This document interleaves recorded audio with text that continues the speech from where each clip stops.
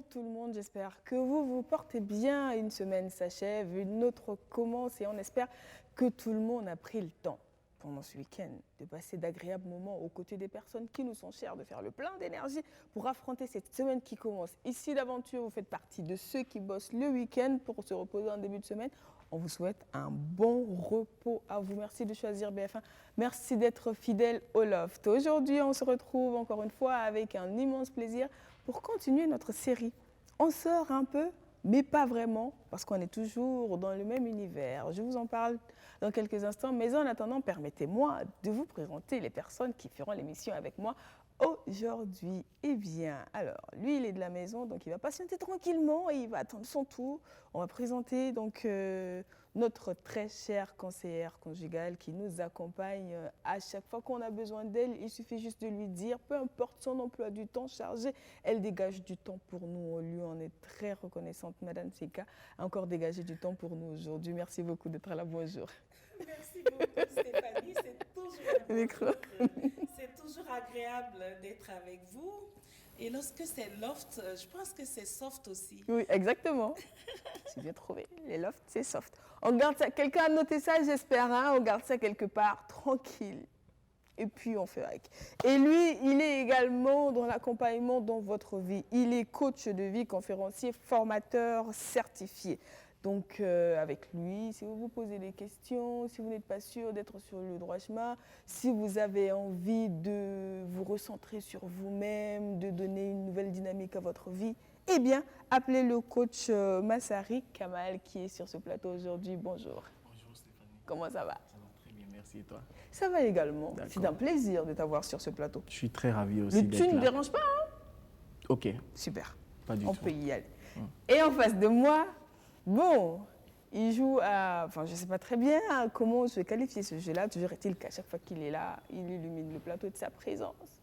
Mais il nous manque souvent. Aujourd'hui, il est là. Alex, comment ça va? Je vais très bien, Stéphanie, et toi? Ça va bien. Mais tu sais que tu nous dois des choses. Oh oui, oui. Tu nous en dois Je des vous en choses. dois énormément et je pense que dans les prochains jours, pour les prochaines émissions, je vais essayer de me rattraper au maximum possible. On ne veut pas que tu essaies. D'accord. On veut que tu le fasses. Et dis-moi, raconte-moi, ça fait quoi de ton week-end? Ne change pas de sujet. Non, on veut que tu te rattrapes. Moi, je vais me rattraper, je vais me rattraper. Tu vas te rattraper. Mais tout le temps, j'ai remarqué, à chaque fois que je revois nos émissions, tu poses tout le temps les questions aux gens. Il faudrait un jour que ce soit toi qui sois assis sur le banc des invités, en fait. Ouais, en fait, c'est le principe quand tu es l'animatrice de l'émission. Non, mais il faudra un jour que tu ne sois pas l'animatrice. Genre, moi, j'anime, ou bien Philly, ou bien Rachid, et que toi, tu sois invité. Là, tu vas me prendre des questions. Une questions. question en particulier? Énormément de questions. Garde-les pour plus tard. Énormément. Mais je peux te poser une? Non, s'il te plaît, garde-les pour plus tard. Ok, Je d'accord. me méfie de tes questions. On peut voter. Mais non, les élections sont passées. Les élections, c'était... Maintenant, c'est bon, c'est fini, on sait qui est où, voilà. Il faut attendre les élections municipales. Donc, pour le moment, on ne vote plus. C'est la dictature sur le plateau. Alors, vous le savez, tout ce mois de février, quand même, on a abordé pas mal de sujets autour du mariage. Donc, nous avons fait un numéro sur la demande en mariage. Nous avons fait un numéro sur le mariage traditionnel, sur le mariage religieux, sur comment on organise cette réception de mariage avec tous les prestataires à l'intérieur. Et une fois qu'on est marié, c'est une nouvelle vie qui commence. C'est pas un recommencement, mais c'est une suite qui s'inscrit dans une nouvelle dynamique parce que désormais, chacun ne vit plus seul ou chez ses parents, mais est dans un couple et décide et vit avec l'autre. Parce que désormais, vous composez ensemble. Autant vous vivez ensemble, autant vous faites vos choix ensemble, autant la question des finances vient sur la table. On en parle aujourd'hui, gestion des finances dans le couple. Et on a nos invités pour en parler. Donc, on espère que vous qui nous regardez, vous avez votre avis dessus. En tout cas, on a posé la question à tous nos téléspectateurs pour savoir comment ça se passe, comment ça s'organise à leur niveau, qu'est-ce qu'ils en pensent. Mais avant, déjà, premier tour de table sur ce plateau, qu'est-ce que ça vous inspire quand on dit gestion des finances dans le couple? Bon, on ne va pas poser la question à Madame Senka parce que ça a l'air trop évident qu'on lui envoie la question. Donc, je me tourne vers le coach pour commencer. Quand on dit gestion des finances dans le couple, qu'est-ce que ça t'inspire? Déjà, on entend gestion. La gestion, c'est du management. C'est comment est-ce que on doit faire pour que les différents revenus soient bien dispersés, je ne dirais pas dispersés, mais soient bien utilisés afin que le couple puisse réussir dans les différents objectifs, puisse croître surtout, mais surtout participer à la croissance personnelle de chaque individu du couple. D'accord, ok. Alex? Pour moi, je dirais c'est assez complexe parce que quand on dit gestion des finances dans le couple, j'entends incompréhension. Ah bon? J'entends conflit. Ok. J'entends désaccord. D'accord. Généralement, avant de trouver un certain équilibre que certains couples n'arrivent jamais à trouver, on passe par des périodes très difficiles, en fait. Je dirais. Ton pantalon est blanc, mais tes idées sont noires. Pas c'est une réalité des choses, c'est une réalité qui existe. On est là, on va pas se cacher la face, en fait. C'est une réalité qui existe. C'est ce que ça t'inspire, toi. Donc, quand on dit couple et finance à côté, direct, toi, tu vois catastrophe. Exactement. Oh ben non. S'il y a incompréhension, généralement... S'il y a incompréhension, et pourtant, généralement, il y a incompréhension. Ah. Madame Senka, en plus, est psychologue. Donc moi, j'ai envie, en fait, là, tout de suite, avant de répondre à ma question, de réagir sur la réponse de Alex. Oui, il faut dire que la réponse de Alex attire notre attention sur la réalité. La réalité, souvent, c'est que souvent, on n'y pense pas beaucoup lorsqu'on est très rêveur, lorsqu'on a un désir sincère de réussir cette vie commune qui va démarrer, parce que les gens étaient dans leur famille avant. Hein. Bien sûr. On va vivre dans la maison, on va partager des bonnes choses. Et souvent, la réalité, c'est que dès le lendemain, quand on a tout mis dans le mariage, il va falloir commencer à dépenser. C'est ça. Et il y a des conflits liés à ça. Ah bon, tu me demandes de l'argent, donc tu es matérialiste. Il y a du jugement. Oui. Alors que c'est des besoins réels dont il faut tenir compte. C'est pourquoi, comme le coach l'a dit, c'est donc planifier. Ok. Et cette planification est d'abord sur le long terme. Et maintenant, il y a une gestion quotidienne. D'accord. Et la gestion quotidienne, c'est de savoir quels sont nos besoins de chaque jour. Si on doit se déplacer, il faut de l'essence dans la voiture. Si on doit manger, il faut de l'essence dans la personne.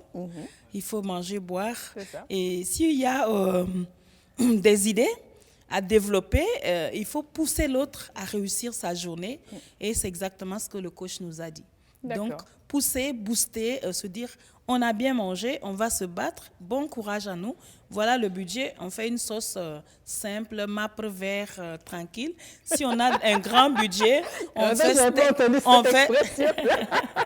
fait steak, frites, avec poulet, on peut faire une salade. Ça dépend du budget, mais quand on mange les fruits et les légumes de chaque période, on dépense moins cher et on mange bien. Et tout au long de l'année, on a le tour de toutes les questions liées aux nutriments dont le corps a besoin, tout au long aussi de l'année. Donc, c'est des choix stratégiques qu'on doit faire. Donc, gérer les finances, c'est important. Très. Et il ne faut pas croire que la femme qui demande ou l'homme qui demande à ce qu'on s'attarde là-dessus est plutôt matérialiste. Non, c'est des choses maintenant oui, ça fait partie de la vie. Voilà, ça fait partie de la vie. On ne peut pas se passer de ça. Maintenant, nous, c'est vrai qu'on a fait le cheminement jusqu'au mariage. Mais pour en arriver au mariage, c'est un couple. C'est quand même deux personnes qui se fréquentent, qui cheminent ensemble, qui ont peut-être réalisé des choses ensemble. À quel moment on parle finance dans un couple? En général, lorsqu'on se fait la cour, on commence déjà par faire des petits cadeaux, juste pour attirer l'attention de notre présence permanente et constante à côté de la personne. Mais lorsqu'on vit dans la même maison maintenant, on se rend compte qu'il y a des besoins. Il y a des besoins. Par exemple, quand votre épouse se réveille les 3 jours après le mariage, qu'elle n'a pas son maquillage, vous ne verrez pas la même jolie dame que vous avez connue. Elle va dire, ah, j'ai pas de maquillage, hein, voilà. Il y a des détails comme ça qui sont importants, donc il va falloir régulièrement s'habiller, régulièrement se faire belle, régulièrement prévoir de se nourrir au quotidien, régulièrement se déplacer pour aller travailler, revenir le soir en venant peut-être amener une orange ou bien un gâteau, ou bien si la personne aime des arachides. Il y a des dépenses incompressibles qui viennent. Maintenant, quand il y a les enfants, souvent on oublie que les enfants ont des petits besoins. Quand ils sont petits, ils veulent des biscuits chaque jour, ils veulent des bonbons, ils veulent du yaourt, en supplément des repas qui ont été prévus. Et dans l'appui conseil, souvent il arrive que nous ayons des papas qui n'avaient pas prévu. Ils disent, mais moi j'ai donné une cagnotte à la dame. Lui, il parlait de conflit. Ça crée un conflit. J'ai donné carrément une cagnotte. J'ai dit, bon, mon cher ami, on va s'extirper. Je vais écouter la dame, elle va faire ses plaintes. Je note les plaintes de la dame et je prends le monsieur, je sors avec. J'ai dit, tu as donné tant de francs, non? Calculons. Telle chose, là, je connais les prix. Finalement, est-ce que tu as prévu quelque chose pour le savon? Est-ce que tu as prévu quelque chose pour l'omo? Parce que chaque jour, dans une maison, on fait la lessive, on fait la vaisselle. Et est-ce que tu as prévu quelque chose pour les petits besoins des enfants? Ils vont dire, maman, on veut ça. Il y a papi qui passe. Ils vont vous dire qu'il y a papi qui passe, il faut qu'on achète. C'est 100 francs, c'est 50 francs. Et chaque jour, il faut prévoir ça. Même quand vous avez une servante qui est très gentille, il arrive qu'il y ait un supplément, par exemple, que vous ne calculez pas sur la popote. Si elle mange, par exemple, de la cola pour tenir bon, il faut prévoir 100 francs ou 200 francs pour la cola. Et multiplier par le nombre de jours, ça vous fait combien? 100 francs par 30 jours, par exemple. Ah, c'est quand même pas mal de détails. C'est une petite... Voilà, donc il faut tenir compte de ces petits détails. Et souvent, il y a des altercations, des conflits liés justement à ces altercations, à ces questions de besoin d'argent. Moi, j'ai envie de savoir, avec le coach Kamal, est-ce que quand on se fréquente en mode copain-copine, peut-être on passe au stade de fiancé, on n'est toujours pas sous le même toit, on n'a pas à gérer les dépenses au même niveau, est-ce qu'on peut se projeter en s'imaginant de quoi ça va avoir l'air en fonction de comment on dépense, en étant copain-copine? Ok. Pour donner moi mon avis personnel, absolument, je me mets avec quelqu'un déjà dans l'idée d'une projection à l'avenir. Ok.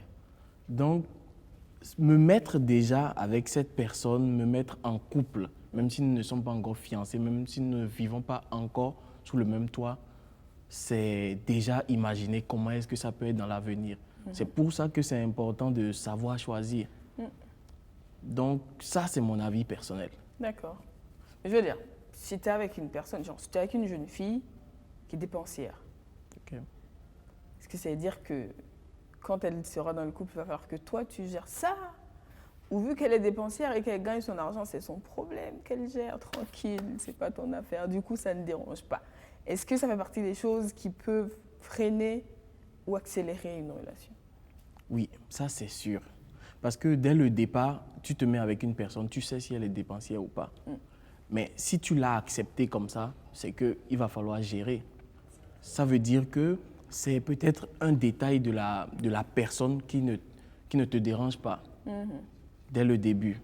Ou même si ça te dérange, c'est qu'il y a d'autres avantages quand même qui te permettent, qui viennent faire la balance.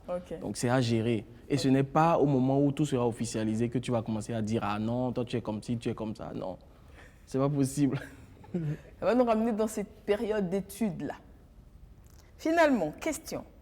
Donc c'est dire que l'argent, c'est important dans le couple. Plus pour qui? Pour l'homme ou pour la femme? C'est important pour tout le monde, et l'homme et la femme, parce que avant même qu'on se marie, il y a des gens qui ont été dans des écoles, qui ont appris une profession et qui ont brillé. Ils vont travailler, ils vont avoir de l'argent. Lorsque le monsieur ou la dame ne se sont pas mis ensemble pour discuter de ces questions, à l'avance, pour planifier, à la gestion, c'est compliqué.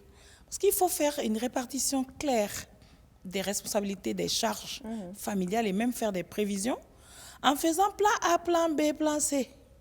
Ah oui, par élément qu'on a choisi. Du coup, on ne sera pas bloqué. On sera toujours dans l'élan de progresser ou de remplacer. Je prends un exemple tout bête. Il y a des gens qui ont dit, bon, comme nous, on aime manger frites et puis le samedi, par exemple, on programme de manger frites. Quand il n'y a pas frites, parce qu'il y a des moments où la pomme de terre coûte cher, il faut remplacer par l'agneau. Ou alors remplacer par le taro. Ou remplacer par le cou, qu'on appelle ignam. Voilà, donc il faut arriver à faire ces sortes de plans parallèlement au plan convenu pour que dès qu'il y a un problème de décalage financier, qu'on puisse aller directement sur le choix qui a été prévu. Le plan B, le plan Ça C. permet donc de faire une sorte de prévision et ça évite les couacs. Maintenant, la femme, souvent, elle se retrouve coincée dans une affaire où quand elle se marie sans commencer à travailler, donc elle n'a pas de ressources. Vous savez, tout le monde le sait, hein, la main qui reçoit est toujours en bas de celle qui donne. Exactement. Et donc, du coup, elle est obligée donc, de ramollir son caractère, d'être douce, tendre, attentionnée, aimante, disponible pour le monsieur à chaque instant et à chaque coup. Oui. Pour bénéficier donc de l'accomplissement de ses besoins, et souvent, ce n'est pas facile. C'est pourquoi nous encourageons les femmes donc à amener l'équilibre financier pour que le débat soit aussi équilibré. Justement, en parlant de ça, traditionnellement, c'est l'homme qui ramène l'argent à la maison. Ça, c'est connu. Mais en vrai, qui gère cet argent? C'est la femme. La femme gère l'argent. Je vais vous prendre un exemple tout bête que j'ai vu sur WhatsApp, où le monsieur dit, si je ne t'avais pas logé, tu allais être un sans-abri. Et la femme dit, si je n'avais pas nettoyé ta maison pendant toutes ces années, ben, tu serais dans une poubelle. Et si je ne t'avais pas apporté des pommes de terre, du riz, etc., pour que tu fasses à manger, tu allais mourir de faim. Et la femme répond, si je n'avais pas été ta cuisinière pendant toutes ces années, ben, tu allais être comment pour manger ces choses? La femme donne de la valeur à ce qui est apporté. Elle transforme ça et elle rend ça digeste. Troisième exemple, toujours sur WhatsApp, la dame, le monsieur dit, si je ne t'avais pas en fait soigné toi et puis tes enfants, ben, tu allais peut-être mourir. Et la dame dit, mais regarde combien de nuits blanches j'ai fait pour te soigner toi, pour soigner tes enfants.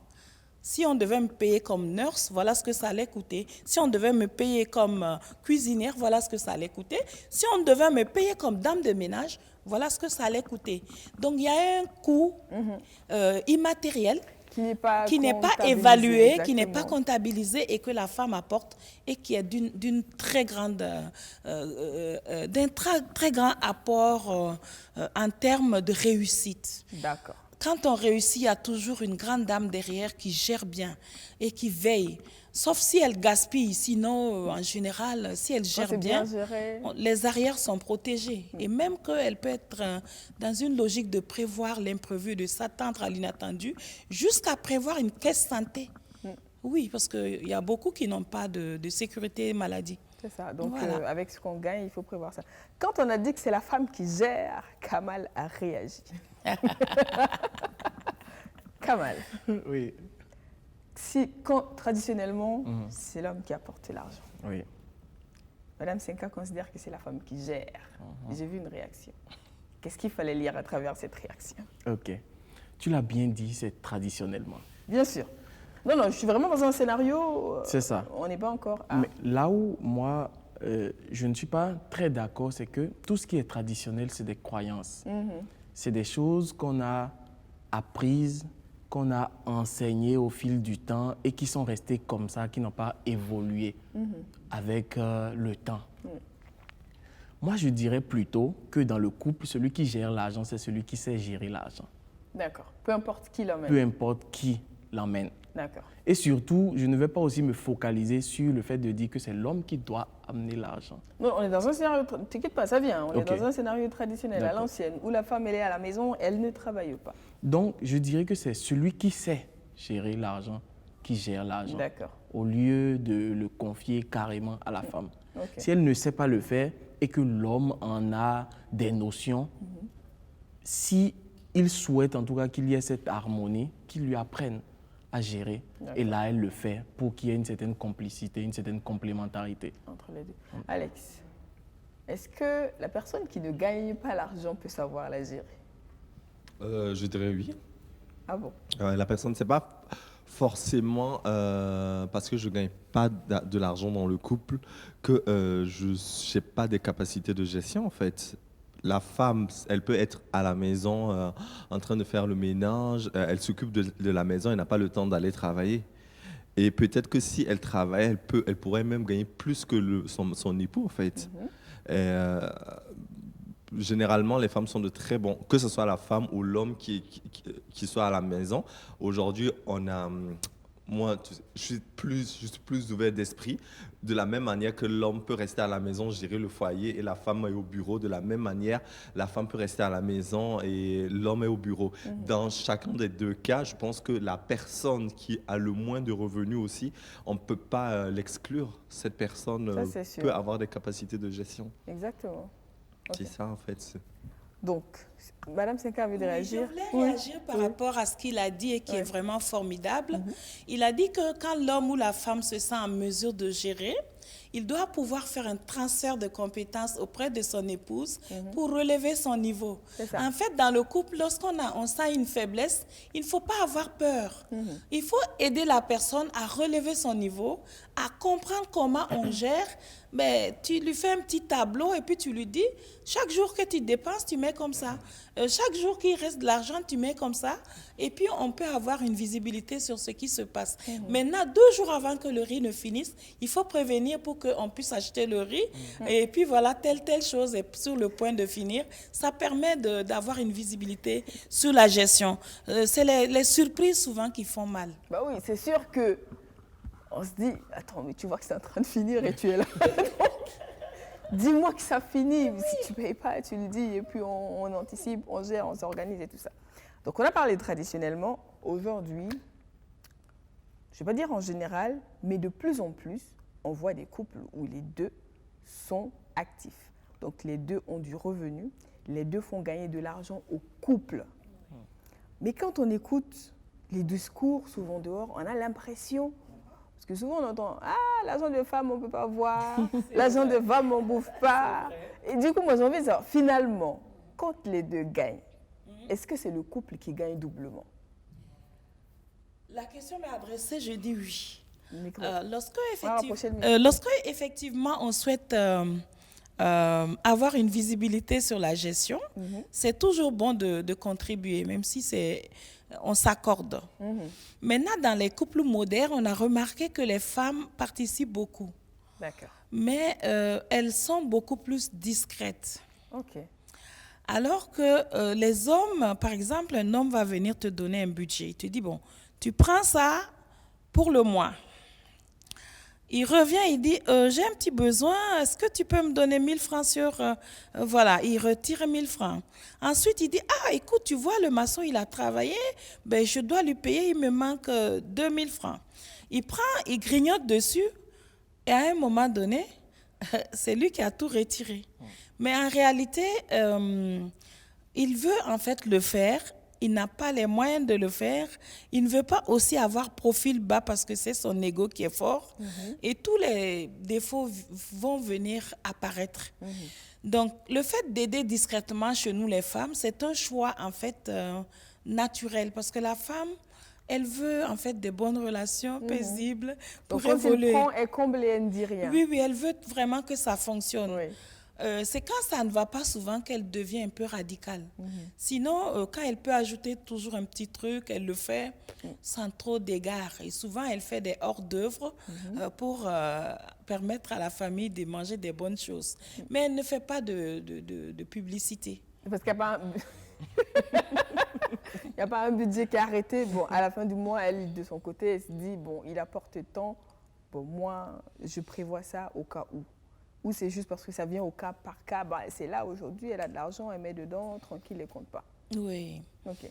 Souvent, l'homme mange l'argent de la femme, mais il ne dit pas qu'il a mangé son argent. Peut-être qu'il ne s'en rend pas compte aussi. Oui, non, il ne se rend pas compte. Et puis, il dit que c'est tout petit. Oh, les 1000 francs que je t'avais pris l'autre jour. Je dis, mais il y a 2000 que tu avais pris aussi l'autre jour. Il dit, mais oui, mais c'était aussi le maçon. Le maçon est venu, c'est pour nous tous. Ainsi de suite, il y a toujours des explications. Mais en réalité, c'est simplement parce qu'il n'en a pas. Et il ne veut pas faire profil bas. Alors, Kamal, quand même, a réagi par rapport au fait que... Enfin, je vais reposer la question quand même. C'est vrai qu'il a réagi, mais je vais reposer la question. Quand les deux gagnent de l'argent dans le couple, est-ce que c'est le couple qui gagne plus ou c'est toujours sur l'homme que ça repose? Je suis totalement d'accord que c'est le couple qui gagne plus. D'accord. Oui. OK. Et j'ai réagi parce qu'effectivement, elle l'a bien dit, les femmes ne font pas de publicité. Et c'est vrai. Mais ça crée aussi beaucoup de problèmes. OK. Parce qu'effectivement, l'époux ou l'homme ne s'en rend pas compte. C'est pour ça que moi, je dirais que si les deux apportent de l'argent, ça doit être géré ensemble. Okay. Il ne faut pas qu'on dise que c'est l'homme qui doit gérer, mais que la femme va compléter si ça manque.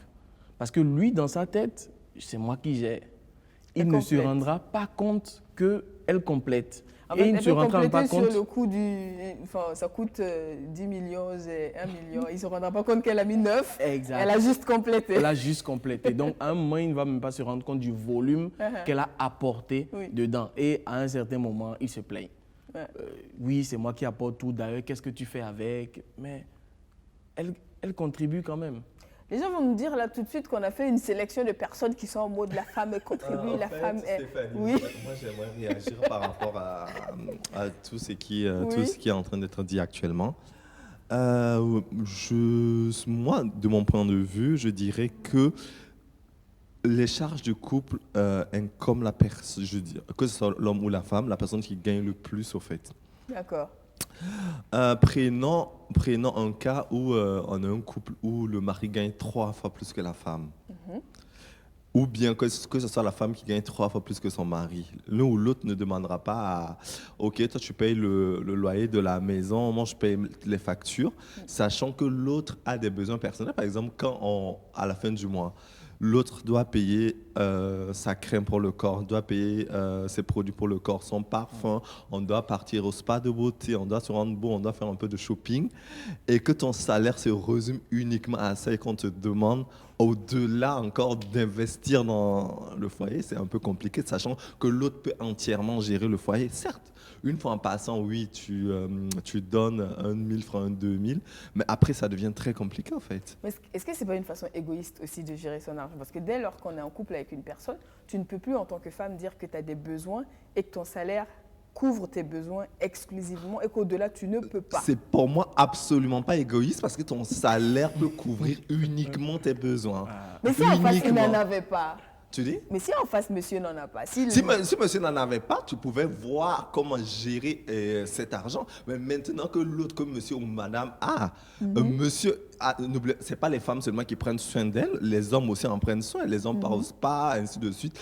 De plus en plus, les hommes deviennent, comment on les appelle? Ils prennent soin d'eux. Ils prennent soin d'eux, en fait. Et du coup, on reste dans le cas des femmes.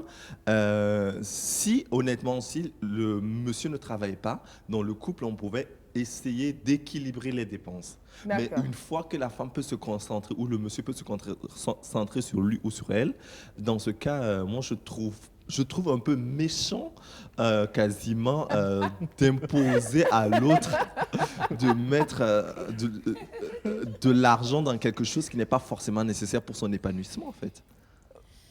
Pas nécessaire pour l'épanouissement, oui, vas-y. Moi, je dirais que si une femme ne gagne que ce qui lui permet de s'entretenir, elle devrait changer de boulot ou avoir un autre boulot. D'accord. C'est compliqué. Changer de boulot, c'est compliqué. Imagine une secrétaire. Oui. Tu veux qu'elle change de bureau pour faire quoi? Si ça devient un objectif, elle travaille dessus pour y arriver. Mais imagine, prenons le cas où elle ne travaille pas, qu'en plus, toi, en plus de payer toutes les factures de la maison, tu dois encore payer pour son entretien. Ou que ce soit un homme ou une femme. Moi, je connais honnêtement, quand j'étais au lycée, j'avais une amie et c'est sa mère qui gérait à 100% le foyer. Mais je vous dis à 100%. Même l'argent de bière de leur père, c'est sa mère qui donnait. D'accord. Mais donc, ça veut dire que dans ton scénario, si le monsieur a un travail qui lui permet, lui, de gérer sa bière, son habillement et tout ça, tranquille, il le fait avec ce qu'il gagne. Il n'a pas à investir dans la maison, la femme gère. Si la femme peut gérer, elle gère. D'accord. Parce que un jour, ça peut se renverser. Un jour, ça peut se renverser et c'est la femme maintenant qui n'a plus cette capacité et l'homme peut gérer, en fait. D'accord. OK. Si c'est le point de vue d'Alex, aujourd'hui, je sens que nos téléspectateurs ont envie de réagir, mais le téléphone n'est pas là pour réagir. Mais quand même, on a posé la question à nos téléspectateurs à travers le micro-trottoir. Comment, selon eux, ça doit se faire, la gestion de l'argent au sein du couple?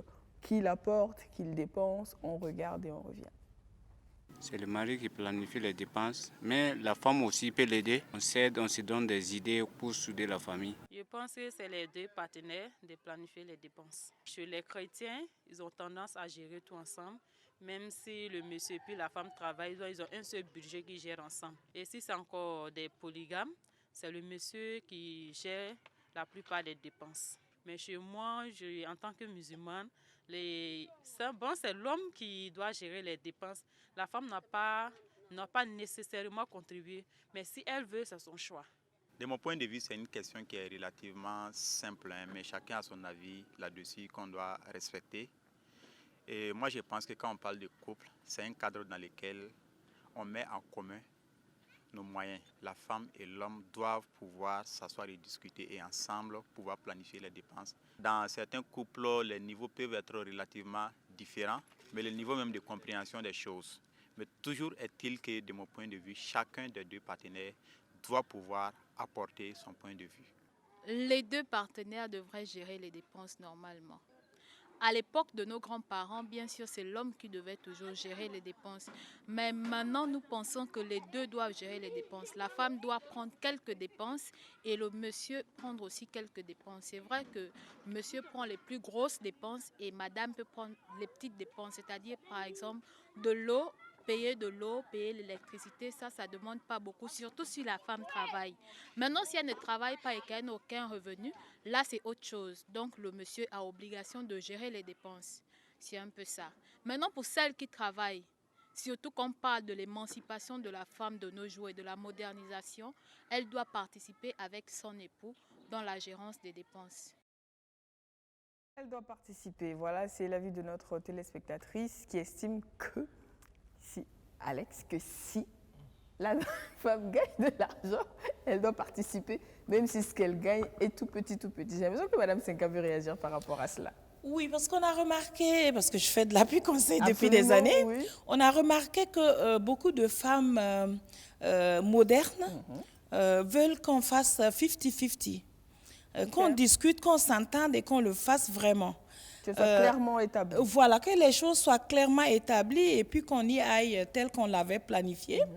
Et souvent, ça rend grincher un peu les hommes. Ah bon?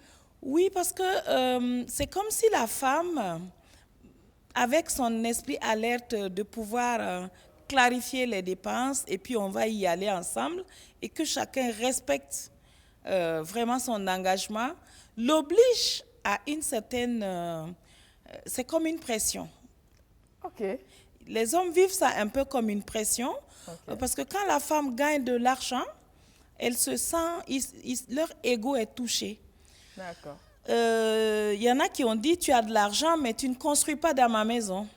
Okay. Tu as de l'argent, tu veux t'acheter une voiture, sans mon accord, ta voiture ne rentre pas dans ma cour. D'accord. Il y a des choses comme ça qu'on a vues, mais en réalité, ce sont des petits problèmes, en tout cas pour nous les psychologues, qu'on peut résoudre avant maintenant de planifier les choses et avancer, parce qu'on sera au même niveau, parce que les choses auront été clarifiées. D'accord. Maintenant, on a un pourcentage plus élevé d'hommes complexés du fait que beaucoup de femmes réussissent financièrement, elles sont épanouies, elles ont de belles voitures, elles ont des maisons, elles sécurisent elles-mêmes et puis leurs enfants, parce que précédemment, il y avait beaucoup de décalage entre les hommes et les femmes avant. Donc les femmes sont montées en niveau, surtout le niveau financier, et les hommes il y en a qui sont beaucoup complexés. C'est ce que je remarque dans mon travail. D'accord. Donc en fait, l'arrivée de la source d'argent de la femme qui est censée venir comme une bouée de sauvetage, compléter là, est devenue carrément comme une aide pour faciliter, est souvent mal perçue en face.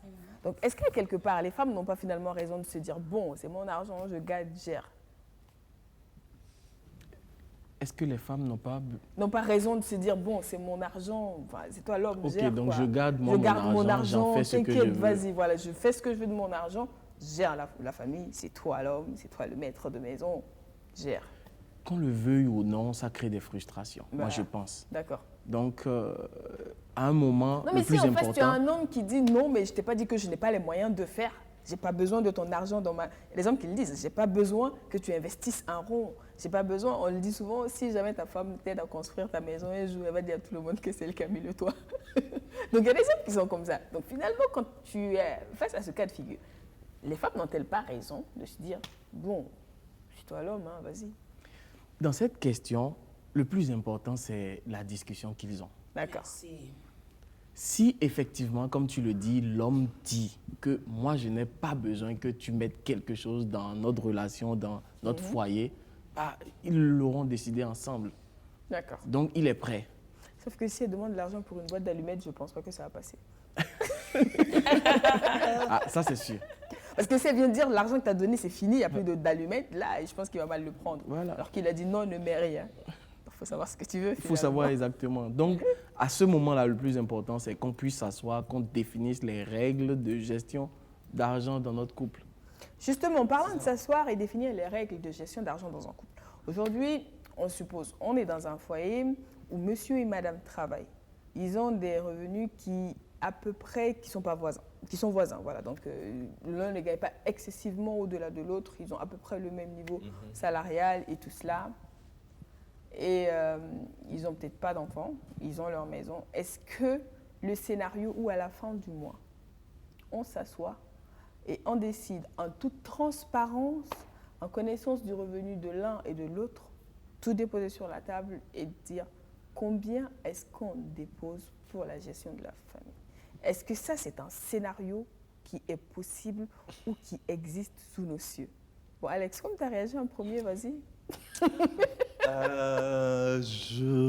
Moi, je le ferai pas. Honnêtement, je ne ferai pas ce scénario. Pourquoi? Je ne ferai pas ce scénario, même si je n'ai pas forcément besoin de savoir combien tu gagnes, mais je peux me faire une idée de combien tu gagnes. Et maintenant, sachant, OK, s'il y a ci, il y a ça, on peut dire, OK, d'accord. Moi, je paye le loyer. Je n'ai pas besoin vraiment de savoir combien tu gagnes. Moi, je paye le loyer et toi, tu payes les autres factures.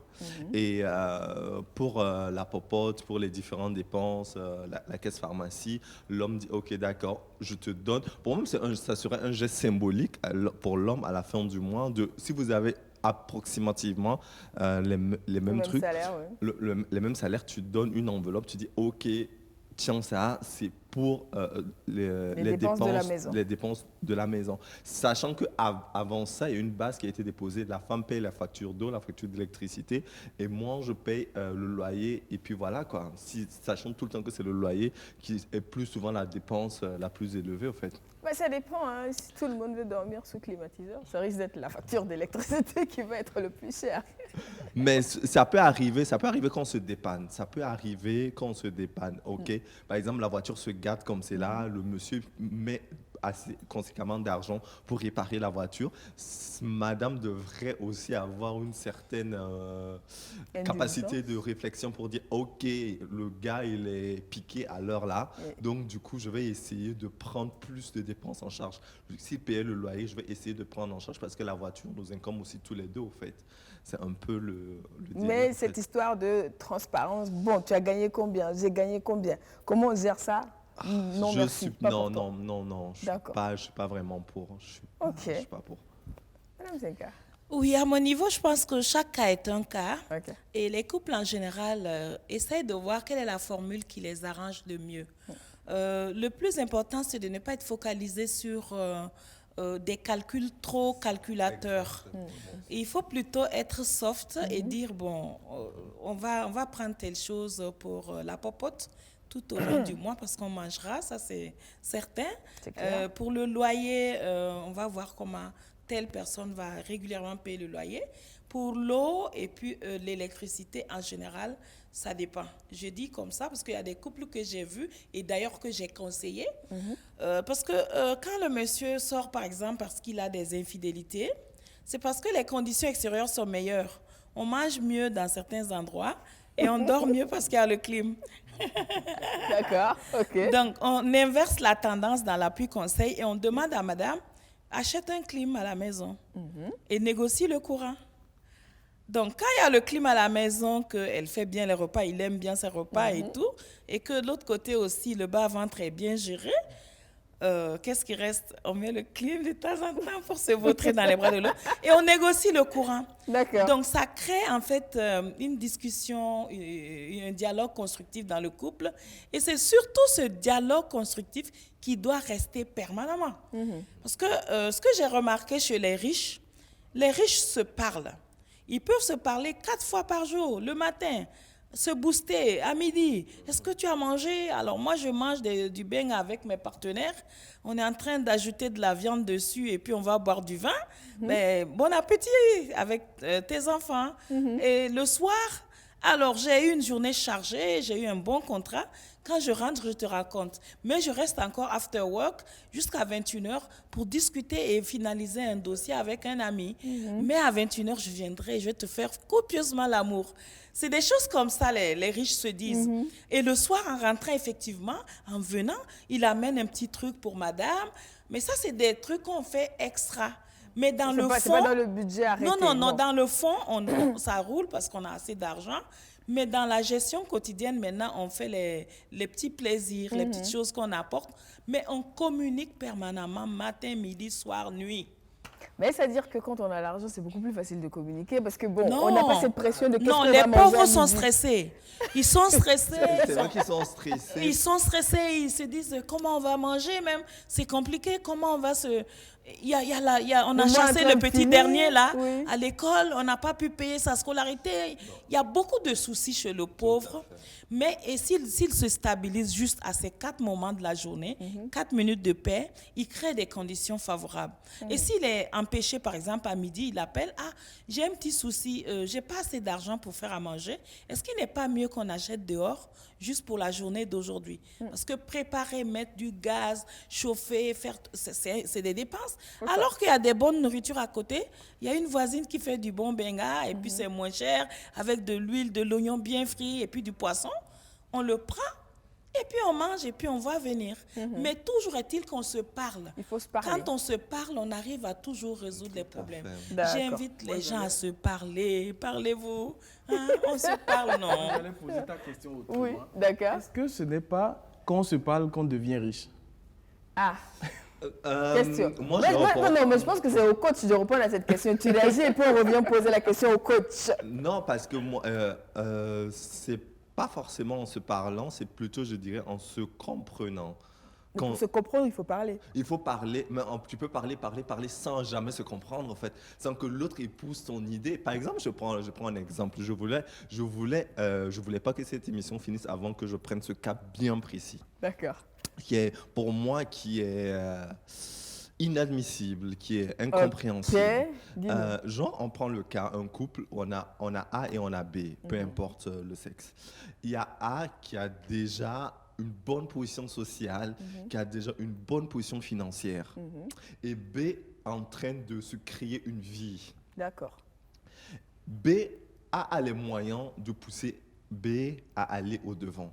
Mais A se frustre à chaque fois parce que B n'est pas au même niveau que du A, au fait. Oui, Je ne sais pas d'accord. si vous me comprenez. Si on se comprend. Donc, Si il y a on un se des comprend. deux qui Il y est a un des financièrement deux, posé, c'est ça. l'autre qui est encore en train de se Qui est en chercher. train de se chercher. Et par exemple, pour que tout le monde comprenne, je dis, il y a le monsieur qui a déjà les moyens et il y a la fille qui est en train de se chercher, ainsi de suite, ainsi de suite. Et là, le monsieur a les moyens D'aider la fille à progresser, monter. oui.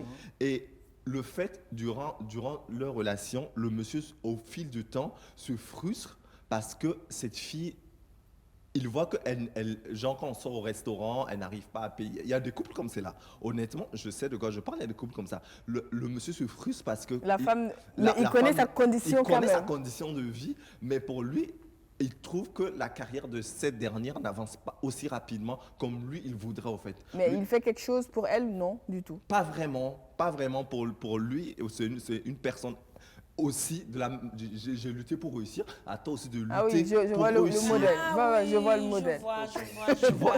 Il y a des gens comme ça, il y a des gens comme ça, et moi je trouve ça écœurant. Ouais. Dans un couple, je pense qu'il y a s'il y a un minimum d'amour, un minimum de respect dans un couple, ton objectif c'est de voir la réussite, c'est de voir l'autre épanoui. Ouais. Madame Senka. Merci beaucoup. Moi, je voudrais réagir parce que ce comportement se répercute même sur l'ensemble de l'Afrique. Ok. les gens qui ont bataillé dur pour réussir financièrement, ils ne veulent pas en fait faire la courte échelle aux autres. Mais nous sommes dans un monde où en fait l'éducation a beaucoup progressé, l'information a beaucoup progressé, les gens sont autodidactes et les gens comprennent beaucoup de choses. C'est ça. Donc, il ne faut pas sous-estimer les gens, il ne faut pas vouloir que les gens souffrent pour apprendre comme vous avez souffert. Il faut juste prendre le résumé. Par exemple, je forme des gens actuellement en psychologie appliquée. Je ne leur demande pas de faire les années que moi j'ai fait à l'UO. Non, je leur dis, voilà la substance de ce que j'ai appris. Je partage avec vous. Ça permet de faire la courte échelle et de réussir rapidement. Ces genres de personnes n'ont pas encore fini de résoudre leur frustration. Ils n'ont pas fini de résoudre leur rivalité fraternelle. Ils n'ont pas fini de transformer cette rivalité en amour fraternel, sortir des rancœurs et des rancunes, et ils veulent toujours se venger à travers les gens qu'on aime. Ce n'est pas de l'amour. Donc, si ça se retrouve au sein du couple, c'est pas de l'amour. Ouais. Ça crée des envies, on envie la personne, on jalouse la personne pour le naturel qu'elle a, on n'a pas envie de l'aider parce que bon, nous aussi on a souffert. Alors qu'en fait, il suffit juste de l'aider financièrement. Elle a aussi appris des mécanismes, elle partage avec vous et puis ça stabilise les choses. Mais il ne faut pas regurgiter ça sur elle. Elle n'y est pour rien dans ta progression avec les lignes de détresse de ta vie. Bien sûr, tout à fait. Et du coup, dans un scénario pareil, comment on gère les finances? Vu que de toutes les façons, il n'y a pas cette volonté d'aider en face. Comment on fait pour parler argent dans un couple comme ça? Moi, je dirais, moi, je prends la courte échelle. Un couple comme c'est là, si tu es dans un couple comme c'est là, mon ami, pardon, faut te chercher parce Je que savais qu'Alex allait dire ça. parce que c'est que du toxique, L'autre ne va pas t'aider à progresser. Négatif, tu vas jamais, la personne ne va jamais te tendre son épaule pour que tu montes. C'est au contraire, la personne dit fais ci, fais ça, fais ci. Mais genre, tu as les capacités de m'aider à faire, mais pourquoi tu ne m'aides pas à le faire? D'accord. C'est ça le souci. Il n'a pas fini de résoudre ses problèmes personnels. C'est ça, on peut être riche, avoir de l'argent, mais avoir beaucoup de rancœur, de rancune, de vengeance, de mal-être, de blessures. Comme si la peau là, c'est des plaies. Mais il y a des gens comme ça, ils sont nombreux, ils sont riches. Il va falloir donc qu'ils aillent dans une autre école pour apprendre les valeurs immatérielles et se rendre compte qu'on a... Se réconcilier avec leur histoire. C'est ça la phrase. Pour se remettre à niveau aussi. D'accord. Alex a réagi sur la question, je pose la question aux autres. Dans un couple comme ça, comment on parle d'argent? Comment on dépose le sujet argent sur la table? On ne parle pas argent. Dépose ton micro. On ne parle pas argent. D'accord. Le peu que l'autre arrive à contribuer en général, il contribue pour se débarrasser. Voilà ce qu'il faut pour la semaine ou le mois, ou voilà. Et puis bon, il te laisse. Et maintenant, il veut des résultats. Il veut, par exemple, tous les soirs manger tel repas le tôt. Donc, vous vous arrangez avec ce qui a été donné pour planifier avec vous-même votre propre créativité mentale des processus qui vous permettent d'avoir les résultats. Quelles que soient les souffrances que vous endurez, il n'a pas besoin de vos souffrances. Il dit que lui, il a souffert plus que ça. Donc, ne lui présentez pas vos larmes, présentez-lui le repas qu'il veut et présentez-lui le sourire. Ça fait que silence, le maître est là. Silence, on ne doit plus penser. Silence, on ne doit plus parler. Et quand lui, il est là, tout le monde est content. En fait, il y aura une façade. Pas vrai. Oui, si on tient à la relation. Oui. Il y a une façade qu'il faut entretenir absolument jusqu'à pouvoir trouver la paix de ce monsieur ou de cette dame, si c'est une dame, et attirer son attention sur les incommodités qu'il avait vécues et lui dire, tu sais, l'argent là, voilà comment j'ai géré, voilà comment j'ai géré, voilà comment j'ai géré. Je ne voulais pas trop te déranger pour ne pas te mettre mal à l'aise, mais voilà ce que j'ai fait. Et lui rendre compte. En ce moment, il dit, ah tiens, c'est bien. Alors donc, il va ajouter encore un peu plus. Et au fur et à mesure, l'une ou l'autre pourra aider la personne défaillante, parce que c'est intérieur, à se remettre à niveau, à comprendre que le peu qu'on vous donne là, vous arrivez à avoir quand même les résultats et vous luttez aussi intérieurement pour lui prouver que ce qu'il avait enduré en souffrant là, vous aussi vous souffrez sans vous plaindre. En fait, là, ça devient un double travail pour la personne qui n'est pas financièrement au même niveau. Tout à fait. Parce qu'il faut déjà arriver à accepter le traitement que l'on t'accorde. Ensuite, à se rendre compte que c'est l'autre qui a un problème, à vivre avec la frustration, à l'aider à dépasser son problème pour rééquilibrer les choses. Exactement. Il faut vraiment vouloir de la relation pour faire ça. Oui, lorsqu'on veut d'une relation, en fait, l'amour accepte tout, endure tout. Et l'amour peut transcender, peut se mettre au-dessus des montagnes, peut brûler des océans. Vous savez, l'amour, c'est la plus belle énergie qui existe. Mais souvent, on n'est pas patient pour voir ce qu'il y a derrière. Le jour de demain est toujours plus vieux que le jour d'aujourd'hui. Souvent, il faut avoir... de la patience. Oui. Et puis, se dire, mais tiens, super, une journée dure, mais bon, demain sera meilleur. En fait, on n'est pas obligé de prendre des pressions pour longtemps. C'est de vivre en état d'équilibre chaque 24 heures. Je ne sais pas si tout le monde aime son énergie comme moi, Madame Cinquas. Non, je vais vous dire, en fait, on passe tout au plus 4 heures de temps ensemble chaque jour. Oui. Matin, peut-être 1 heure, peut-être l'après-midi ou 2 heures la nuit, quand on se couche, 4 heures maximum. Vous pensez que les 8 heures que vous allez passer au bureau pour travailler dans des conditions très dures, soutenir des fois des patrons très méchants, pour avoir de l'argent, vous allez pourrir votre vie de couple là pour aller donner des mauvais résultats après? Non, vous allez garder cette paix-là, le temps de gérer ça jusqu'à ce qu'on puisse vous connaître, vous comprendre, et puis vous faites le transfert des compétences, et puis tout le monde est équilibré, et maintenant la relation devient beaucoup plus soft. Et quand c'est tout beau, tout le monde regarde, il faut leur dire qu'il y a eu des cheminements, il y a eu des étapes. Oui. Donc, c'est dire que dans un couple comme ça, le sujet argent ne vient pas immédiatement sur la table. Non, il faut aborder toujours ces questions difficiles, assis ou couché. D'accord. Pas debout, sinon le coup de poing est vite venu. D'accord. Hélas. J'avais gardé cette question. Est-ce que c'est plus facile de se parler quand on est riche, mais on l'a inversé? Est-ce que c'est pas en se parlant qu'on devient plus facilement riche? Coach, je te renvoie ta question. Ok. Mais d'abord, j'ai envie de réagir sur la dernière question. Oui. C'était de savoir si... Dans un couple pareil, on parle argent. Ok. Je vais abonder dans la même idée que madame.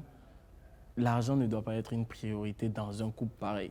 Surtout, la personne qui en a conscience doit voir que ce n'est pas le moment de parler argent.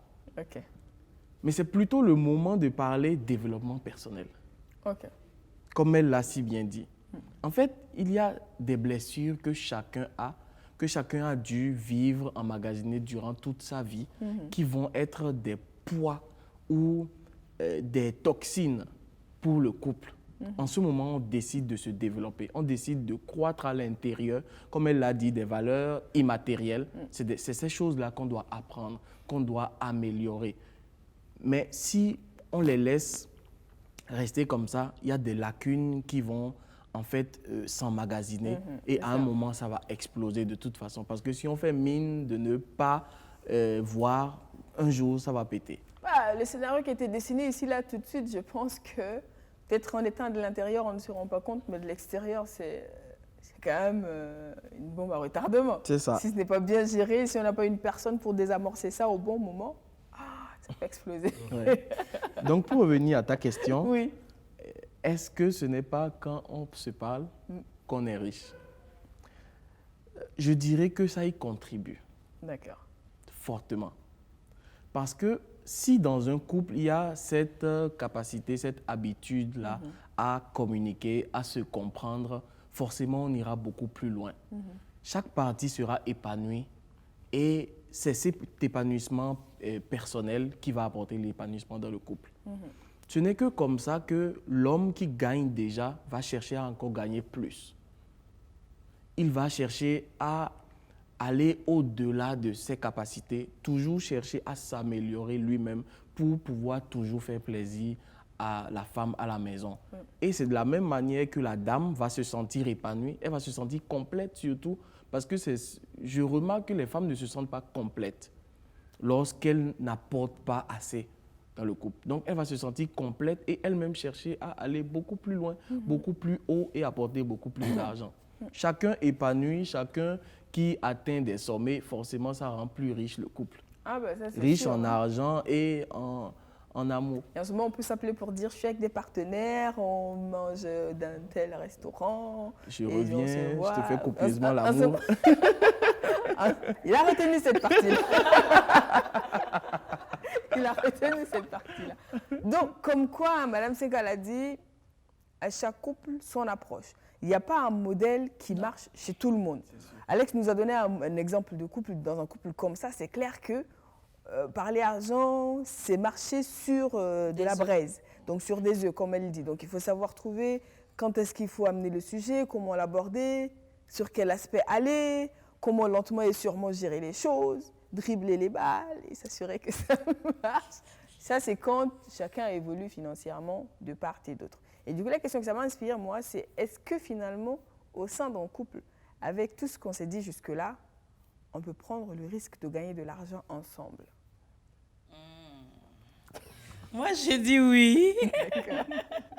Je dis oui parce que lorsque effectivement le cheminement se termine à une étape où on a besoin de travailler ensemble, parce que chacun va faire son expérience, et à un moment donné, notre relation est tellement forte que nous voulons travailler ensemble. Ça demande une capacité de porter 2 casquettes. Lorsque la répartition claire des tâches est là, chacun sait qui est chef d'entreprise et qui est second, parce que toute entreprise qui réussit, il y a toujours un bon premier et un bon second. Absolument. C'est toujours comme ça. Et psychologiquement, le second et le premier sont en fait les mêmes. En fait, il arrive que le second ait de meilleures idées que le premier, mais c'est le premier qui porte nos idées devant. Je prends un exemple tout bête que j'ai vécu et que j'ai adoré. J'ai vu un monsieur qui est parti à la retraite, sa femme travaillait toujours, mais elle aussi, elle était proche de la retraite.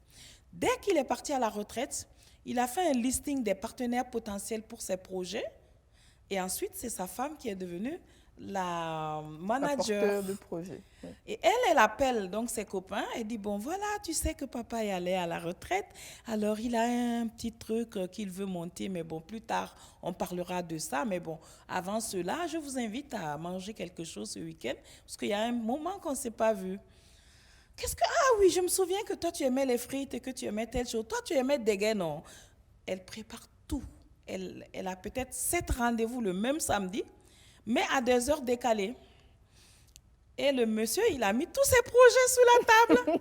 Et dès que la personne vient, ah oui, c'est toi, ah, oui, sois le bienvenu. Ah, mais papa, comment tu vas? Tu es à la retraite maintenant? Ah, mais c'est super. On discute, on mange, on rigole. Et puis en partant, papa donne son projet déjà monté avec... mais c'est la femme qui a tout managé. Et ça lui permet justement de rebondir à partir justement de cette entreprise personnelle. Et je me souviens qu'il avait eu la chance même que un des partenaires a dit, bon, comme je n'ai pas d'argent pour t'aider, mais tu as une maison à étage ici, nous, on veut mettre un pylône sur une maison à étage pour faire des connexions réseau, pour suivre des caméras, etc. Est-ce que tu m'autorises à faire ce contrat chez toi? Paf, le papa a eu son premier contrat. Mais c'est la dame qui a managé. Et quand c'est comme ça, vous savez, les femmes savent être délicates, douces et adorables, mais c'est aussi un terrain glissant parce que ça peut aussi les exposer. Mais l'un dans l'autre, lorsqu'on a confiance, on peut effectivement user de ce talent naturel de manager pour attirer des gens qui vont nouer des partenariats avec notre mari. C'est des choses qui sont faisables et c'est formidable. Moi-même, je le fais et j'adore aider mon mari. J'aime beaucoup aider mon mari parce que je vois en lui d'abord un grand frère avant de voir en lui un partenaire de travail. Et comme il est bienveillant avec moi, parce que quand je suis malade et que je tremble la nuit, c'est lui qui est là. Hein. Ah, c'est et sûr. donc, c'est important justement de prévoir tout ça et de faire mollo lorsqu'il y a des conflits et se dire, voyons demain, patientons pour voir demain. Même si la question financière est difficile à résoudre, donnez-vous du temps. Alors, comme c'est compliqué, on n'arrive pas à se comprendre, je pense que chacun n'a qu'à réfléchir et puis après, on en reparle plus calmement. Garde bien tes idées, je ferai de même. Nous mettrons les idées en commun. Peut-être que quelque chose va éclore de ça. Parce que, bon, la trinité des lumières existe toujours. Hein? C'est Ah ça. oui. D'accord. Alors, coach, Après l'intervention de Madame Tsienka, en espérant qu'elle ne t'aura pas influencé, est-ce qu'on peut prendre le risque aujourd'hui de gagner de l'argent ensemble au sein du couple? Je dirais fortement oui. D'accord. Oui, parce que si votre objectif, moi je dis toujours que tout part des objectifs. Est-ce que nous avons l'objectif d'aller beaucoup plus loin que nous le sommes aujourd'hui? Si nous avons de grands rêves, nous voulons nous expatrier, on veut avoir 5 enfants. Pour avoir 5 enfants, ce n'est pas les moyens qu'on a aujourd'hui, qu'on va maintenir pour avoir les 5 enfants demain. On veut pouvoir rouler de grosses caisses, on veut agrandir notre maison. Tout ça, c'est des objectifs. Si nous voulons tout ça et que je ne laisse, en tant que femme, je ne laisse que la responsabilité à l'homme d'apporter plus, il y a un problème. À un moment, il va délaisser un peu sa responsabilité dans le couple, dans le foyer, pour toujours chercher plus, lui seul. S'il doit gagner plus, il faut qu'il dégage plus de temps. Donc, il y a un problème, il y a un sérieux problème. Je pense qu'à ce niveau-là, chacun doit prendre sa responsabilité d'apporter sa part pour contribuer à l'épanouissement, à la réussite même de tout un chacun. Donc, si cette réussite passe par évoluer ensemble, travailler ensemble, monter un projet ensemble, on le fait. On le fait. Aller en vacances ensemble. Aller en vacances ensemble, ça fait partie des bons moments. Voilà. Mais gérer une entreprise, quand même, souvent, comme Mme Tsienka l'a dit tantôt, souvent, il y a l'un qui a des idées et qui est second. Donc, il faut quand même atteindre un certain niveau de maturité pour se rendre compte que c'est pour tous les deux. Parce qu'est-ce qu'il n'y a pas un problème souvent de besoin de reconnaissance qui peut venir miner un peu la relation? Non. Moi, j'ai vu des gens comme ça. Quand je regarde, par exemple, les grandes boutiques qui se passent au marché, les gens qui sont riches, il y a toujours la dame qui a son bureau contigu au bureau du monsieur, qui est le chef d'entreprise. Mais comme il a tellement confiance en elle, dès qu'il finit un entretien, bon, les gens ne voient pas qu'elle est à côté, mais elle est juste là. Il va dans son bureau, il dit, ah, tu vois, j'ai discuté. Tu penses que j'ai bien répondu? Ah oui. Et ils se chuchotent là et puis ils font. Moi, je me souviens, j'avais un patron qui faisait comme ça. Et chaque spot, il voulait ma voix. Donc, il m'appelle, il me dit, viens, j'ai besoin de ta voix pour mon spot. Je dis, ok, j'arrive. Je cours. Et là, il fait sortir la dame. Je ne savais pas que la dame avait son bureau à côté. Ils me reçoivent à 3 et puis ils disent, voilà ce que je veux pour mon spot, voilà, je note tout. Et puis je pars, je fais, je ramène. Ils se réunissent encore, ils écoutent. La dame dit, il faut corriger telle chose, il faut arranger telle chose, il faut mettre telle musique, c'est beaucoup plus vivant. Je pars, je refais le spot et je ramène. Et si la dame est d'accord, il est d'accord. Et quand on diffuse, ça se passe bien. En fait, on a toujours besoin du reflet, d'être valorisé par la personne même avec qui nous vivons. Même si elle n'a pas une présence poignante dans l'entreprise pour prendre les devants, pour mettre les gens au garde-vous comme certains savent le faire, elle est comme une présence bienveillante qui aide en fait à ce que nous puissions aplanir nos fâcheries, nos difficultés, nos choix et tout ça. Donc c'est important, en tout cas lorsqu'on va vers une certaine situation. Lorsqu'on est jeune, on peut se battre à part, mais lorsqu'on commence à vouloir aller vers un certain âge, c'est plus sage de travailler ensemble de recentrer et les aussi forces. de se rapprocher, de vivre des moments beaucoup plus longs et aussi de toujours demander l'avis de l'autre parce que le principe du miroir est toujours important pour pouvoir avoir le reflet, pour ajuster les choses. Et moi, j'encourage vraiment les couples à le faire. D'accord. Alex? Moi, je vais dire autre chose. D'accord, allez. En attendant, Oui. en ce qui concerne le Covid, par exemple, j'ai réconcilié beaucoup de couples. Parce qu'avec la période de confinement et de couvre-feu, les gens passent beaucoup plus de temps ensemble et ils se demandent s'ils peuvent tolérer de vivre avec cette personne. Donc, on a pu résoudre ces problèmes.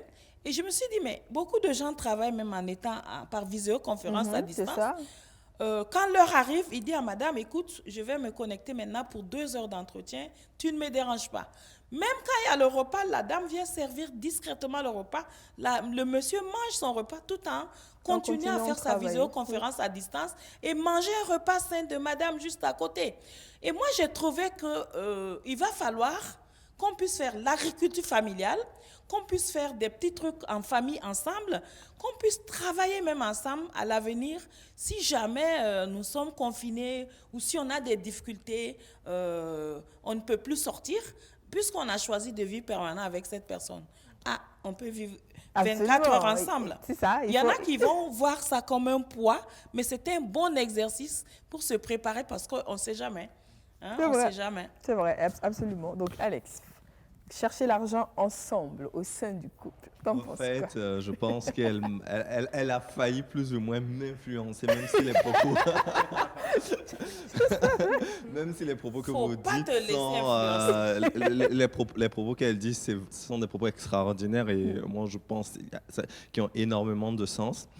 On peut évoluer ensemble, on peut se soutenir, on peut voyager. Mais moi, je pense que chacun doit avoir une certaine autonomie financière dans un couple qui lui permet d'avoir une certaine liberté. Et qui dit liberté dit épanouissement personnel. Pour moi, il n'y a pas...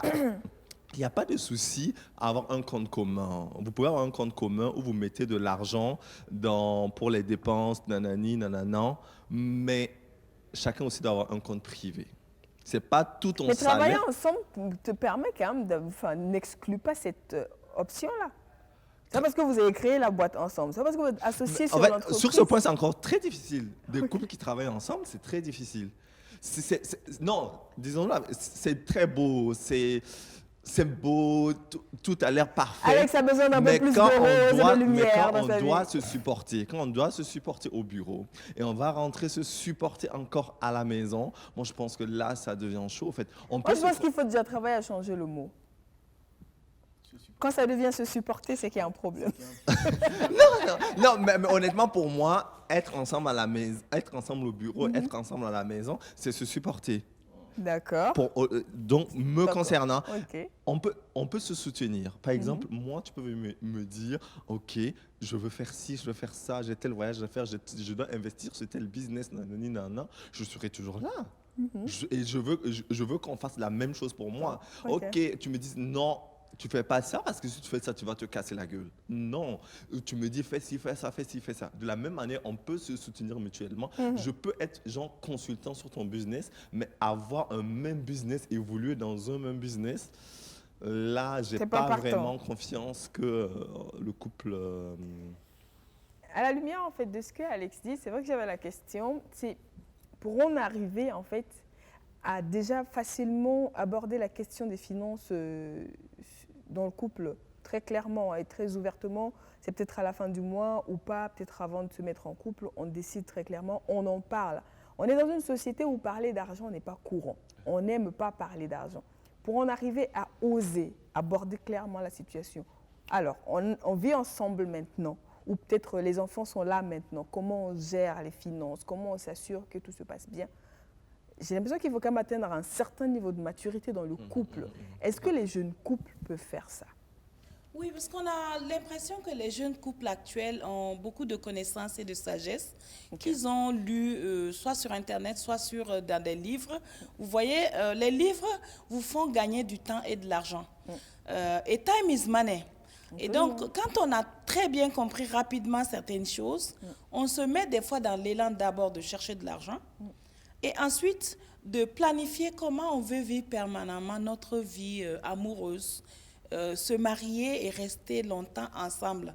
Donc, avoir ça en option est déjà une très, très bonne chose que de vouloir simplement gérer de la sexualité. C'est différent. Vivre avec une personne n'a rien à voir avec la sexualité. Si elle est performante de ce côté, c'est un plus. Mais gérer une maison, planifier ensemble, rester permanemment concentré sur le devenir de la maison, le devenir de notre couple, l'avenir des enfants, les dépenses, c'est une très grande force intérieure et beaucoup ne veulent pas parler d'argent, alors que c'est important. Et même qu'il faut aimer l'argent.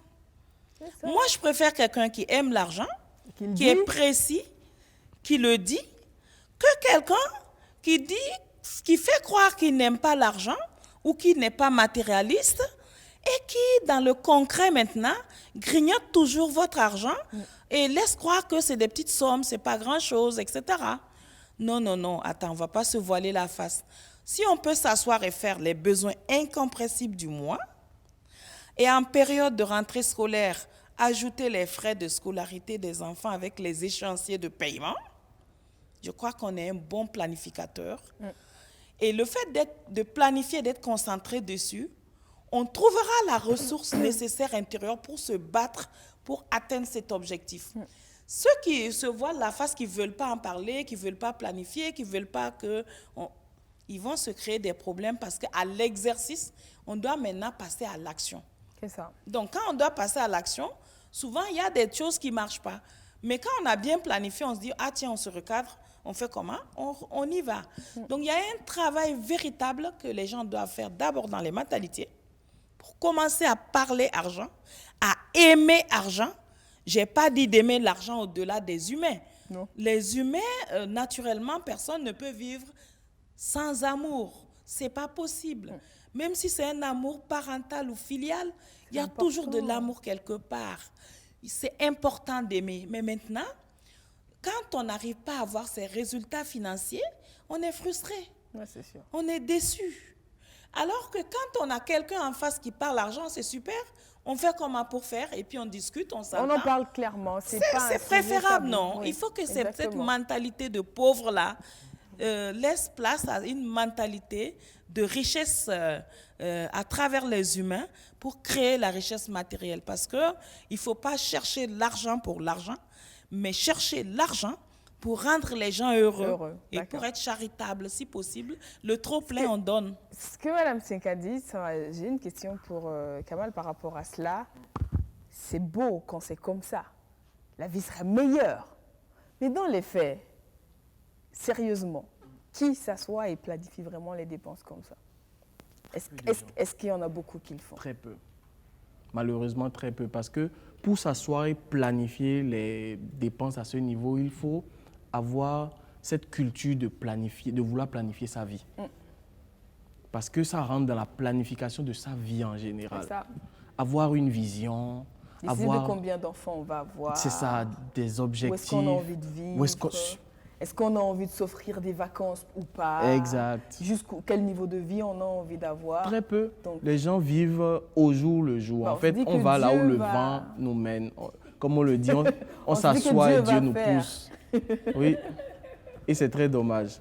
J'aimerais aussi dire quelque chose par rapport à l'avant-dernière question que tu as posée à madame, qui demandait est-ce que souvent... un niveau de maturité des couples. Non, la question c'était est-ce que ça ne crée pas souvent des problèmes de reconnaissance? Oui, de frustration. Quand on monte une boîte à deux, il y a forcément un qui mène le bateau, mais c'est les idées d'ensemble. Est-ce qu'à un moment donné, il n'y a pas un qui... Leadership. Exactement, un problème de leadership, manque de reconnaissance. Ouais, mais c'est mes idées, tout le monde dit que c'est ta boîte, on a l'impression que c'est toi qui fais tout, alors qu'en fait c'est moi qui pense tout. Est-ce que ça aussi, ça peut amener un truc dans le couple? Absolument oui. D'accord. Ça peut. Et ce que je voulais même dire, en fait, si je veux revenir dessus, c'est que Bill Gates et Melinda Gates l'ont connu. Ils ont une association, une fondation ensemble. Et à un moment, Melinda Gates a commencé à se plaindre parce que lorsqu'on parle de leur fondation qui s'appelle Bill et Melinda Gates, on ne voit que Bill. On ne parle que de Bill. Elle entend Bill partout, c'est Bill qu'on veut voir quand on veut un représentant de la fondation, mais à un moment, elle était frustrée. Ils se sont parlé et après, elle a compris en fait qu'elle ne fait pas assez pour se montrer dans la fondation. D'accord. Au moment où on appelle Bill, elle peut partir le représenter. Par exemple. Elle peut décider de voyager sans lui, etc., pour gérer certaines questions. Donc, c'est quelque chose que les gens peuvent connaître à différents niveaux. Donc, l'homme, c'est quelqu'un qui a été l'homme le plus riche du monde, mais voilà, dans son couple, ils ont connu ça. Mais ils en ont parlé. Oui. On revient à la communication dont Mme Senka a parlé. Il nous reste 5 minutes d'émission. Donc, c'est passé super rapidement. Donc, avant de faire un dernier tour de table, on va rappeler qu'il y a une formation qui est prévue avec Kamal très bientôt. Oui, c'est une conférence que nous avons le 26 mars. 26 mars. Oui, si tout ne change pas. Et qui va porter sur le thème de l'art de réussir avec son entourage. Ok, ça nous revient à la question de monter une entreprise avec son mari ou sa femme. Exact. Ouais. Donc, comment même constituer son entourage Ouais. et son partenaire de vie, c'est la première personne qui rentre dans ton environnement, etc. Qu'est-ce qu'il faut faire, quelles sont les personnes clés qu'il faut choisir dans son entourage pour pouvoir évoluer, etc. Donc, Ouais, c'est un sujet intéressant, parce que c'est vrai que souvent autour de nous, on se retrouve justement à vouloir forcément aller avec la famille qui n'est pas sur la même longueur d'onde, qui n'a pas la même vision et qui freine les choses. Bon, on va pas anticiper. Oui. C'est le 26 mars. Donc, on va laisser le numéro de téléphone d'ici la fin pour tous ceux qui souhaiteraient venir, comment ils font pour te contacter, pour pouvoir venir.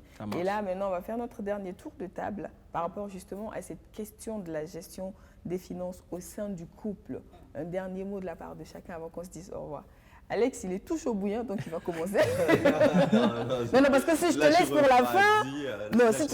Tout ce que je peux dire pour la fin, c'est que chaque couple est différent. Oui. Nous sommes tous différents. Il faut pas, c'est pas forcément parce que tel concept marche dans tel couple qu'on va essayer, que nous allons adopter le même concept. Nous avons tous des réalités différentes, nous avons tous des parcours différents. Donc, je rejoins ce que Madame disait, avoir un dialogue profond, essayer surtout de comprendre l'autre, les difficultés que l'autre a traversées, la vie de l'autre. Un couple, ça se construit à deux, ça ne se construit pas chacun de son côté. Exactement. Donc, c'est ensemble que nous allons y arriver et voilà. Merci beaucoup. Et si l'amour fait la base, l'argent aide aussi à faire souvent les finitions. c'est vrai.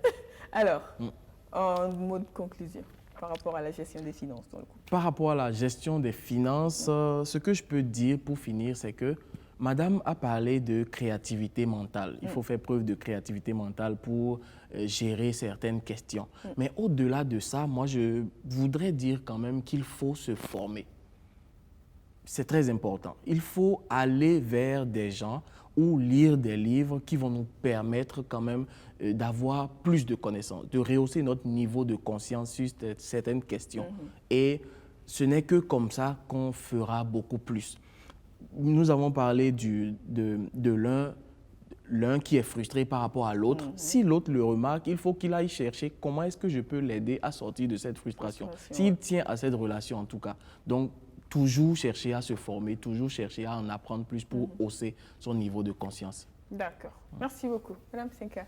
Merci encore. Je dois dire que l'un comme l'autre, vous avez de très, très, très belles idées et je ne peux pas dire mieux. Tout ce que je peux dire, c'est qu'au bout de cette réflexion, en fait, l'élément qui va être l'élément tampon, l'élément de paix, c'est de tolérer les moments où l'autre tilte, où l'autre a des défauts qui s'expriment. Et comme le défaut va prendre juste quelques minutes, l'autre doit rester en état de réceptivité, recevoir avec bienveillance les critiques que l'autre profère sur la gestion financière et lui dire, bon, je ne connais pas, est-ce qu'on peut m'aider à mieux connaître? Parce que la connaissance libère. Et la vérité aussi vous libère parce que vous allez dire, c'est vrai, j'ai des lacunes à ce niveau, je voudrais m'améliorer en ta compagnie. Et si tu as un expert qui vient de l'extérieur pour nous donner la formation, ce serait super. Et nous allons évoluer avec plus de connaissances et plus de sagesse. Mais accepter quand le défaut s'exprime, tolérer, patienter le temps juste que la personne se ressaisisse et puis on rebondit ensemble, toujours main dans la main pour faire briller davantage l'amour.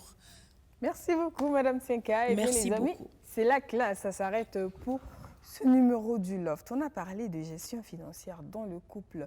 Ça a beau être dans le couple, ça reste de la gestion financière. Ça demande de la planification, de l'organisation. Il y a des imprévus qui peuvent venir au bout de la rue sans prévenir. On ne sait jamais. Et quand un besoin d'argent pressant se fait sentir, il faut y répondre. Donc, il faut savoir également anticiper autant de choses qui entrent en ligne de compte dans la gestion financière au sein du couple. Donc, un sujet qui ne saurait être occulté.